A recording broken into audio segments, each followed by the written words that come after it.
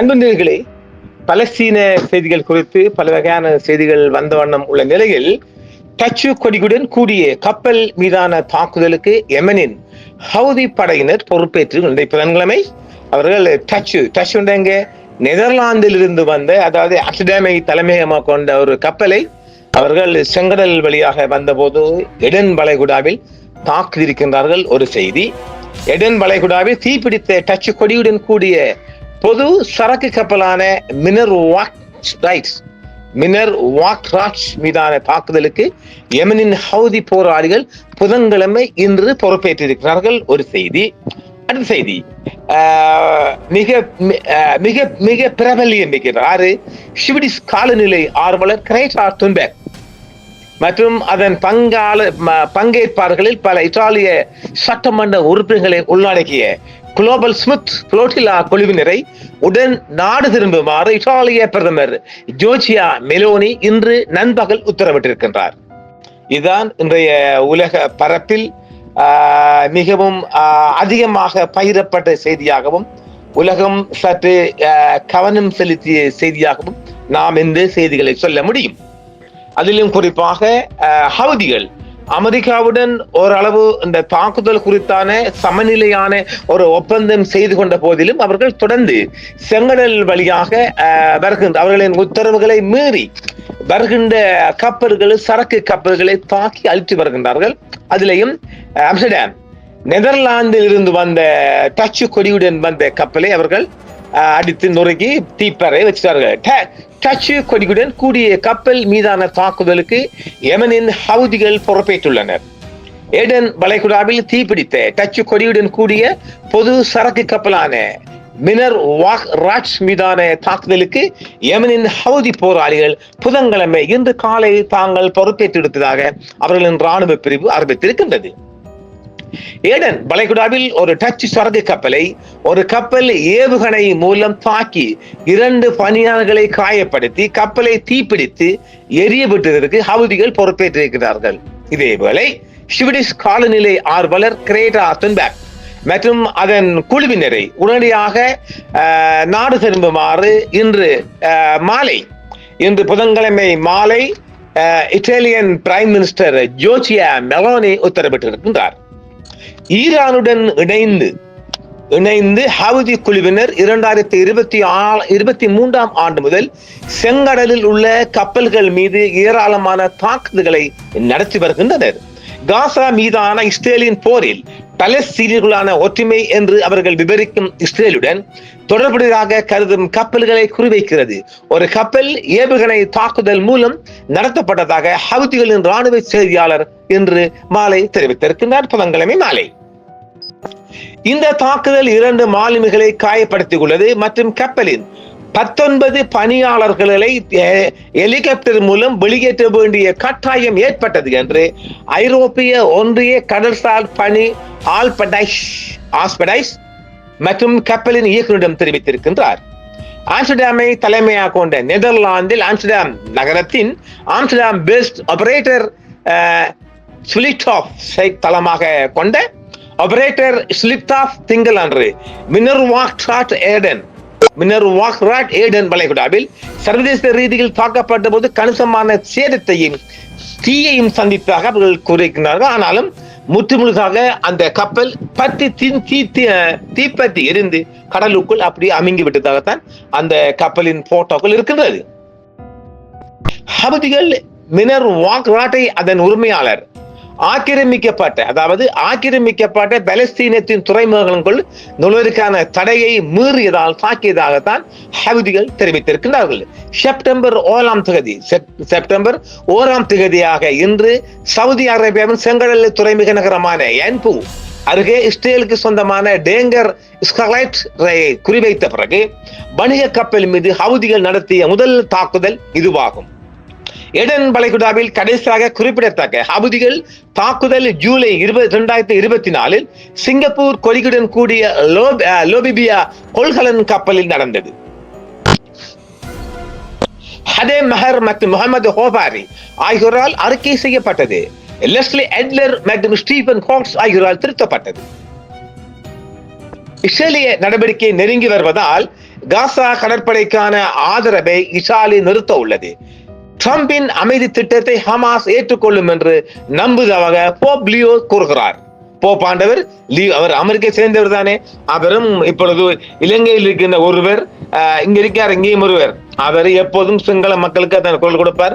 அவர் தமிழ் கிறிஸ்தவ மக்களை அவர் ஒருபோதும் கண்டுகொண்டதில்லை. அதே போன்று ஒரு புதிய போப்பாண்டவர் போப் லியோ அவர்கள் இத பில் கிளின்டன் சொல்வதை ஏற்று அவரும் நம்புகிறாராம். யார் அவன் நம்பணுமே. இதே நேரம் யெமனின் ஹவுதிகள் அமெரிக்க எண்ணெய் நிறுவனங்களை பொருளாதார தடைகளுடன் குறிவைப்பார்கள் என்று கூறுகிறார்கள்.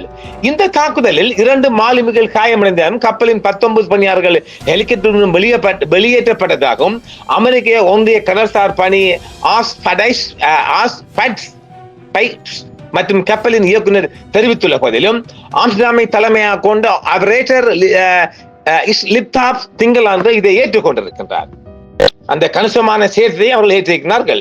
அமெரிக்க எண்ணெய் நிறுவனங்களை குறிவைத்து பொருளாதார தடைகள் விதிக்கப்படும் என்று யெமனின் ஹவுதிகள் எச்சரித்துள்ளனர். இன்று கிரேக்கத்தால் இயக்கப்படும் லைபீரியாவின் கொடியுடன் கூடிய எடர்னிட்டி சி என்ற கப்பல் யெமனின் ஹவுதிகளால் வெளியிடப்பட்ட காட்சிகளை செங்கடலில் மூழ்கடிக்கிறது. ஜூலை 9, 2025 அன்று வெளியிடப்பட்ட ஒரு துண்டு பிரசுர வீடியோவிலிருந்து எடுக்கப்பட்ட இந்த திரைப்பிடிப்பில் ஹவுதி மீடியா சென்டர் கோப்பு புகைப்படம் கொள்முதல் உரிமைகள் வழியாக இந்த கையேடை அது நிரூபித்திருக்கின்றது. எக்ஸான் மொபில், செவ்ரான், கோனோ கோபில்ஸ் உள்ளிட்ட 13 அமெரிக்க எண்ணெய் நிறுவனங்களுக்கு யெமனின் ஹவுதிகள் தடைகள் விதித்துள்ளனர். தடைகள் பட்டியலில் நிறுவன தலைமை நிர்வாக அதிகாரிகளும் அடங்குவர். தடைகள் என்பது கப்பல்களை குறிவைப்பதா என்பது தெளிவாக தெரியவில்லை என்றும் தெரிவிக்கப்படுகிறது. யெமனின் ஹவுதிகள் எக்ஸான் மொபில் உள்ளிட்ட அமெரிக்க எண்ணெய் நிறுவனங்களை குறிவைப்பார்கள். புதிய தாவலை திறக்கிறார்கள். செவ்ரான் தடைகளுடன் புதிய தாவலை திறக்கிறது என்று ஈரான் ஆதரவு பெற்ற போராளிகளுடன் இணைந்த ஒரு அமைப்பு தெரிவித்திருக்கின்றது. ஹவுதி படைகளுக்கும் வணிக கப்பல் நிறுவனங்களுக்கும் இடையே தொடர்புகளை ஏற்படுத்த கடந்த ஆண்டு அமைக்கப்பட்ட ஒரு அமைப்பான சனாவை சேர்ந்த மனிதாபிமான செயல்பாட்டு ஒருங்கிணைப்பு மையம் அமெரிக்க நிறுவனங்கள் 9 நிர்வாகிகள் மற்றும் 2 கப்பல்களுக்கு தடை விதித்ததாக தெரிவித்துள்ளது. செங்கடல் மற்றும் எடன் வளைகுடாவில் அமெரிக்காவுடன் தொடர்புடைய கப்பல்களை தாக்குவதை நிறுத்த யெமன் குழு ஒப்புக்கொண்ட ட்ரம்ப் நிர்வாகத்துடன் ஒரு போர் நிறுத்த ஒப்பந்தம் இருந்த போதிலும் இந்த ஆண்டு ஹவுதிகள் மீது அமெரிக்கா விதித்த தடைகளுக்கு பதிலடியாக இந்த தடைகள் விதிக்கப்பட்டுள்ளது என்றும் தெரிவிக்கப்படுகின்றது. 2023 ஆண்டு முதல் ஹவுதிகள் செங்கடலில் உள்ள கப்பல்கள் மீது ஏராளமான தாக்குதல் நடத்தியுள்ளனர். அவை இஸ்ரேலுடன் தொடர்புடையவை என்று அவர்கள் கருதுகின்றனர். இஸ்ரேலின் காசா மீதான போரில் பலஸ்தீனியர்களுடன் ஒற்றுமை என்று அவர்கள் கூறுகின்றார்கள். அங்கு ஒற்றுமை தெரியவில்லை என்று நாம் பார்க்கின்றோம். ஓமன் மற்றும் ஈரான் இடையே அமைந்துள்ள மற்றும் பரசீக வளைகுடாவை ஓமன் வளைகுடா மற்றும் அரேபிய கடலுடன் இணைக்கும் ஹார்முஸ் ஜலசந்தி வழியாக முக்கியமான எண்ணெய் டேங்கர் போக்குவரத்தில் அந்த பிரச்சாரம் சிறிதளவு தாக்கத்தை ஏற்படுத்தவில்லை என்று அமெரிக்க எரிசக்தி தகவல் நிர்வாகம் தெரிவித்திருக்கின்றது. செங்கடலையும் அரபிய கடலையும் இணைக்கும் எடன் வளைகுடாவில் ஹவுதிகள் அவ்வப்போது தாக்குதல்களை நடத்தி வருகின்றார்கள். கடந்த ஆண்டு வளைகுடா நாடுகளில் இருந்து ஹார்முஸ் ஜலசந்தி வழியாக ஒரு நாளைக்கு சுமார் 5 லட்சம் பீப்பாய்கள் கச்சா எண்ணெய் மற்றும் கண்டென்சேட்டை அமெரிக்கா இறக்குமதி செய்கிறது. காசா கடற்படையை நிறுத்துமாறு இது அடுத்த செய்தியாக இஸ்ரேல் செய்தியை இத்தாலிய பிரதமர் ஆரம்பித்திருக்கின்றார். காசா கடற்படையை நிறுத்துமாறு மெலானி வலியுறுத்துகிறார். ஆர்வலர்கள் தொடர சபதம் செய்கிறார்கள். இத்தாலிய பிரதமர் ஜோர்ஜியா மெலானி காசா கடற்படையை நிறுத்துமாறு இன்று உத்தரவு பிறப்பித்திருக்கின்றார். இத்தாலியின் கடற்படை பின்வாங்க தயாராகி வருவதால் ட்ரம்பின் திட்டத்தை அது தடம் புரள செய்யலாம் என்றும் எச்சரித்துள்ளனர். டொனால்ட் ட்ரம்பின் சித்தாந்த கூட்டாளியான இத்தாலிய பிரதமர் ஜோர்ஜியா மெலானி காசா மீதான இஸ்ரேலின் போரை முடிவுக்கு கொண்டு வருவதற்கான அமெரிக்க ஜனாதிபதியின் திட்டத்தை ஆபத்தில் ஆழ்த்துவதை தவிர்க்க காசா உதவி கடற்படையை நிறுத்துமாறு அவர் ஏற்கனவே வலியுறுத்தியிருந்தார். ஸ்வீடிஷ் காலநிலை ஆர்வலர் கிரேட்டா துன்பெக் தலைமையில் மற்றும் அதன் பங்கேற்பாளர்களில் சில இத்தாலிய சட்டமன்ற உறுப்பினர்கள் உள்ளடக்கிய குளோபல் ஸ்முத் புளோட்டிலா பலஸ்தீன பிரதேசத்தின் மீதான இஸ்ரேலின் கடற்படை முற்றுகையை உடைத்து பரவலான பட்டினியால் பாதிக்கப்பட்டுள்ளதாக கூறப்படும் மக்களுக்கான உதவி பணியை தொடரப் போவதாம் அவர் அறிவித்திருக்கின்றார். இதேபோல இஸ்ரேலின் ரோன்ஸ்பாக்வில் இருந்தும் அது நிறைய தாக்குதல் பிறகும் வாய்ப்பு இருப்பதாகவும் கூறப்படுகின்றது. ஐநா கூறும் அதன் மக்களுக்கு முக்கிய உதவிகளை வழங்குவதை நோக்கமாக கொண்டு தான் செயல்படுவதாகவும் கிரேசா தெரிவித்திருக்கின்றார். ஆனால் கடற்படைக்கு பாதுகாப்பை வழங்க ஒரு போர்க்கப்பலை அனுப்பியுள்ள மெலானி திங்களன்று வெள்ளை மாளிகையில் வெளியிடப்பட்ட டிரம்பின் திட்டத்தால் பிரதிநிதித்துவப்படுத்தும் நம்பிக்கை பல மக்கள் அளிக்க மகிழ்ச்சி அடையும் ஒரு பலவீனமான சமநிலையில் தங்கியுள்ளது என்றும் மெலானி தெரிவித்திருக்கின்றார். இஸ்ரேலிய கடற்படை முற்றுகையை உடைக்க கடற்படையின் முயற்சி அவ்வாறு செய்வதற்கான ஒரு சாக்கு போக்காக செயல்படக்கூடும் என்றும் நான் அஞ்சுகிறேன் என்றும் தீவிர வலதுசாரி தலைவர் ஒரு அறிக்கையை தெரிவித்திருக்கிறார். இந்த காரணத்திற்காகவும் கடற்படை இப்போது நிறுத்தப்பட்டு உதவி பாதுகாப்பான பரிமாற்றத்திற்காக முன்வைக்கப்பட்ட பல்வேறு திட்டங்களில் ஒன்றை ஏற்றுக்கொள்ள வேண்டும் என்று நான் நம்புகிறேன் என்றும் மெலானி மேலும் தெரிவித்திருக்கின்றார். வேறு எந்த தேர்வும் அமைதியை தடுப்பதற்கும் மோதலை தூண்டுவதற்கும் எல்லாவற்றிற்கும் மேலாக காசா மக்களை பாதிப்பதற்கும் ஒரு சாக்கு போக்காக மாறும் என்றும் அபாயம் உள்ளது என்றும் அவர் தெரிவித்திருக்கின்றார். காசாவில் தாக்குதல் நடத்தியதற்கு சர்வதேச அளவில் பரவலான கண்டனம் எழுந்துள்ள இஸ்ரேல் கடற்படையை ஹமாஸ் நடவடிக்கை என்று பலமுறை குற்றம் சாட்டியுள்ளது. ஆனால் அதற்கு நியாயம் வழங்கப்படவில்லை. இஸ்ரேலிய அதிகாரிகளால் காசாவிற்கு உதவிகளை வழங்குவதற்காக உறுதியளித்து அதற்கு பதிலாக இஸ்ரேலிய துறைமுகத்திற்கு உதவிகளை வழங்குமாறு கடற்படையிடம் கூறியுள்ளது. மத்திய கிழக்கில் ஐநா அறிவித்த பஞ்சம் இருந்த போதிலும் முற்றுகையிடப்பட்ட பகுதிக்குள் உதவிகளை இஸ்ரேல் அனுமதிக்க மறுத்ததாக ஐக்கிய நாடுகள் சபை கூறுவதை சுட்டிக்காட்டி கடற்படை அவ்வாறு செய்ய மறுத்துள்ளது. இந்த மாத தொடக்கத்தில் பார்சிலோனாவில் இருந்து புறப்பட்ட இந்த கடற்படை செவ்வாய் முதல் புதன்கிழமை வரை இரவில் இஸ்ரேலின் கடற்படை முற்றுகை அடையக்கூடும்.